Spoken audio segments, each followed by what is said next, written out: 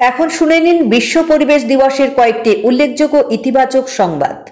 নমস্কার, আমি নন্দিতা। 5ই জুন বিশ্ব পরিবেশ দিবস উপলক্ষে কয়েকটি উল্লেখযোগ্য ইতিবাচক সংবাদ মেলে ধরা হলো এই প্রতিবেদনে।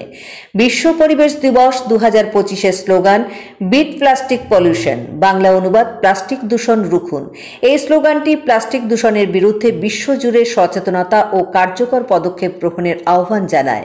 এই বছর দক্ষিণ কোরিয়া বিশ্ব পরিবেশ দিবসের আয়োজক দেশ হিসেবে প্লাস্টিক দূষণ প্রতিরোধে নেতৃত্ব দিচ্ছে। ইইউ উচ্চ সাগর সুরক্ষা চুক্তি অনুমোদন করেছে।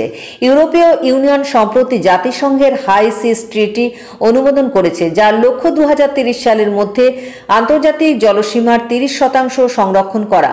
এই চুক্তি সামুদ্রিক জীব বৈচিত্র্য রক্ষা ও অতিরিক্ত মাছ ধরার বিরুদ্ধে একটি গুরুত্বপূর্ণ পদক্ষেপ।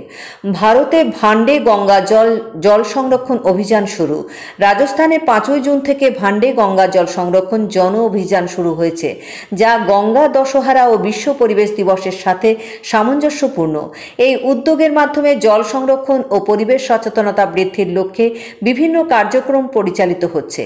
তরুণদের উদ্ভাবনী জল পরিশোধন সমাধান স্লোভাকিয়া ও চেক প্রজাতন্ত্রের 2 কিশোর দ্য আর্থ প্রাইজ 2025 জিতেছেন, যারা একটি নতুন জল পরিশোধন প্রযুক্তি উদ্ভাবন করেছেন। তাদের এই উদ্ভাবন উন্নয়নশীল দেশগুলোতে নিরাপদ পানীয় জল সরবরাহে সহায়তা করতে পারে।